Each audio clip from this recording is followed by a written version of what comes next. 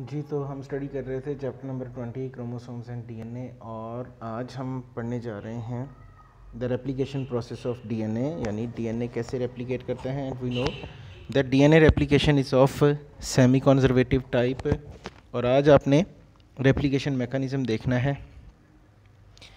DNA replication DNA के ऊपर एक से ज़्यादा जगहों पे हो सकती है, और डीएनए के ऊपर वो जगह जहाँ रेप्लिकेशन स्टार्ट होती है, that point is known as origin of replication. So the site from where the DNA replication starts is called origin. यहाँ पर बेसिस की एक स्पेसिफिक न्यूक्लियोटाइड्स की एक स्पेसिफिक सीक्वेंस है, और एक एंजाइम है DNA polymerase 3, और भी बहुत सारे एंजाइम्स हैं। They catalyse the addition of nucleotide to the growing complementary strand of DNA.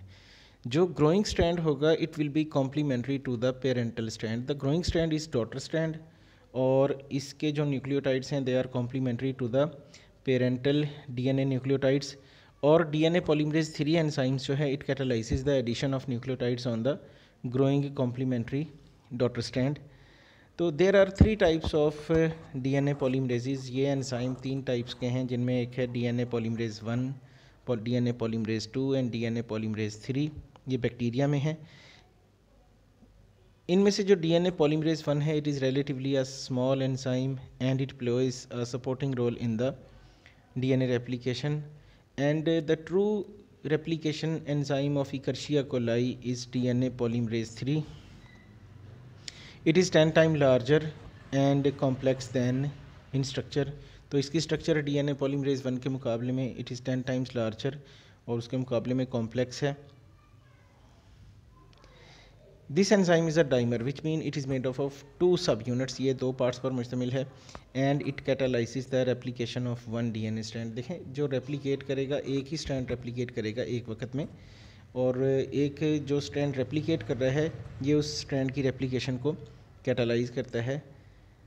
DNA polymerase 3 progressively synthesises DNA through the enzyme complex at the rate of 1000 nucleotides पर second, यानी एक second में 1000 nucleotide जो है ये daughter strand जो है ना उस पर ये ऐड कर देता है। तो इसकी एक फ़ीचर जो है एक और भी है, डीएनए पॉलीमरेज 3 जो है it can add nucleotides only to a chain of nucleotides which is already paired with the parent strand.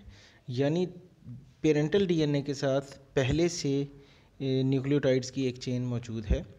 तो डीएनए पॉलीमरेज 3 जो है उस चेन को इलोंगेट करता है, उस चेन के साथ नए न्यूक्लियोटाइड्स जो है ये ऐड करता चला जाता है।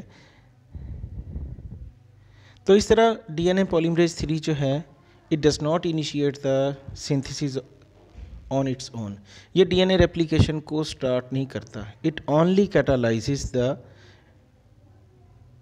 Elongation of daughter strand. यानी ये स्टार्ट नहीं करता डीएनए रेप्लिकेशन को, ये सिर्फ और सिर्फ उसको कैटालाइज करता है।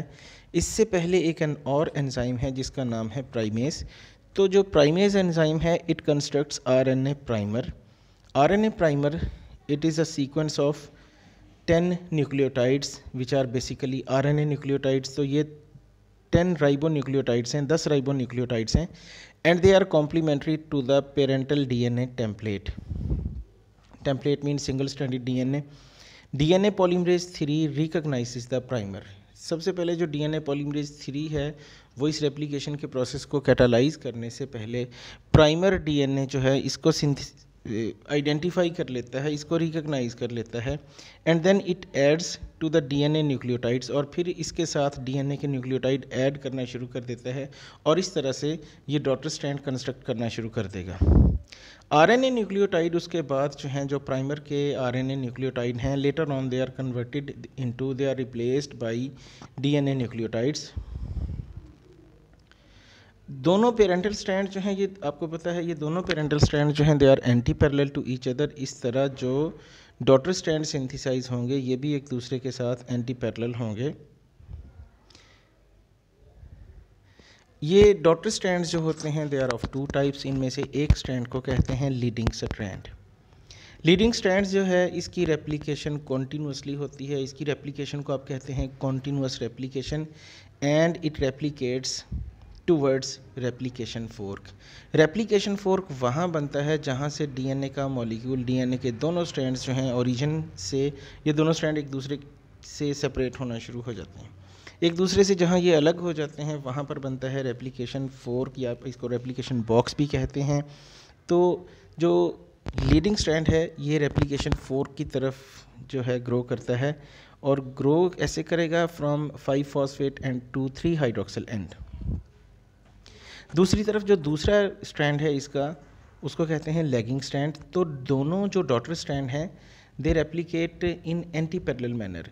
लीडिंग स्ट्रैंड अगर रेप्लिकेट करता है रेप्लिकेशन फोर्क की तरफ, तो लैगिंग स्ट्रैंड जो है it will replicate away from the replication fork, और लीडिंग स्ट्रैंड जो है इसकी सिंथेसिस कॉन्टिन्यूस रेप्लिकेशन है।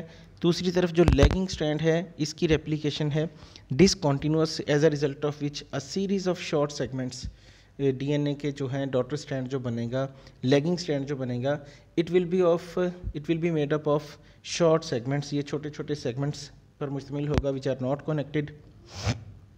These segments are called Okazaki fragments. ये सेगमेंट्स जो हैं यूकैरियोट्स में इनकी लेंथ, एक सेगमेंट की लेंथ जो है 100 to 200 न्यूक्लियोटाइड है, और प्रोकैरियोट्स में they are of 100 to 2000 nucleotide long. जो ओकाज़की फ्रैगमेंट है इसकी सिंथेसिस भी जो है डीएनए पॉलीमरेज 3 ही कैटालाइज करता है, and these are also synthesised from five phosphate to three hydroxyl direction. ये इनकी डीएनए जो ओकाज़की फ्रैगमेंट्स हैं ये भी रेप्लिकेशन फोर्क से इनकी सिंथेसिस शुरू होती है, और they move away from the replication fork. तो डीएनए पॉलीमरेज 3 जो है जैसे ही 5-फॉस्फेट एंड पर पहुंचता है लैगिंग स्ट्रैंड के, तो एक और एंजाइम है जिसको कहते हैं डीएनए लाइगेज। अब जो ओकाज़की फ्रैगमेंट्स हैं इसमें आप ये समझ लें कि ये क्योंकि डिसकॉन्टिन्यूस डी हैं, ये इनके दरमियान छोटे छोटे गैप रह जाते हैं। तो फिर एक और एंजाइम है जिसे कहते हैं डीएनए लाइगेज, ये दो फ्रैगमेंट्स को आपस में अटैच कर देगा। तो इस तरह जितने भी ओकाज़की फ्रैगमेंट्स हैं they are attached by phosphodiester bond, और फॉस्फोडाइएस्टर बॉन्ड 5-फॉस्फेट एंड और 3-हाइड्रोक्सिल एंड जो है 2 न्यूक्लियोटाइड्स के, इनके दरमियान ये फॉस्फोडाइएस्टर बॉन्ड बनता जाएगा। और ये जो ओकाज़की फ्रैगमेंट्स हैं which are formed as a result of discontinuous DNA replication, they are joined with one another, और इनकी जो joining है it takes place in the presence of enzyme DNA ligase।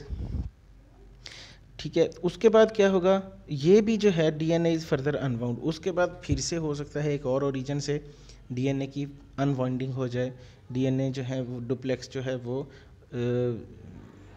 अनकॉइल हो जाए, और वहाँ भी फिर ऐसे ही RNA प्राइमर आएगा, वहाँ भी जो है प्राइमेज जो है आके RNA प्राइमर लगाएगा। उसके बाद डीएनए पॉलीमरेज 3 जो है वो जंप करेगा 100 to 2000 न्यूक्लियोटाइड, और ये फिर नए से जो है ओकाज़की फ्रैगमेंट जो है वो सिंथेसाइज करना शुरू कर देगा। तो जिस तरह लीडिंग स्ट्रैंड की रेप्लिकेशन हुई है वैसे ही लैगिंग स्ट्रैंड की होगी। जिस तरह लीडिंग स्ट्रैंड जो है रेप्लिकेट होने से पहले वहाँ उसके साथ प्राइमर सीक्वेंस जो है RNA प्राइमर ऐड हुआ था, लैगिंग स्ट्रैंड की सिंथेसिस से पहले ऐसे ही ये जो है RNA प्राइमर जो है वहाँ पे ऐड होगा, और उसके बाद डीएनए पॉलीमरेज 3 जो है, अगर प्रोकैरियोट्स में डीएनए रेप्लिकेशन हो रही है तो 1000 से 2000 न्यूक्लियोटाइड्स पर मुश्तमिल, लंबाई पर मुश्तमिल ओकाज़की फ्रैगमेंट सिंथेसाइज करता जाएगा, और ये फ्रैगमेंट्स जो हैं later on they are joined by DNA ligase. ऐसे आप रेप्लिकेशन प्रोसेस आप देख सकते हैं। लीडिंग स्ट्रैंड को आप देख सकते हैं moving towards the replication fork, और लैगिंग स्ट्रैंड आप देख सकते हैं moving to away from the replication fork. तो ओरिजिन ऑफ रेप्लिकेशन आप देख सकते हैं, डीएनए पेरेंट डीएनए जो है जहाँ से ओरिजिन है, it is the site from where the replication starts, वहाँ पर डीएनए हेलिकेज एंजाइम आएगा। ठीक है, और डीएनए पॉलीमरेज 3 जो है it catalyses the formation of daughter strand. तो ये हमारा आज का टॉपिक था DNA replication. Thank you very much.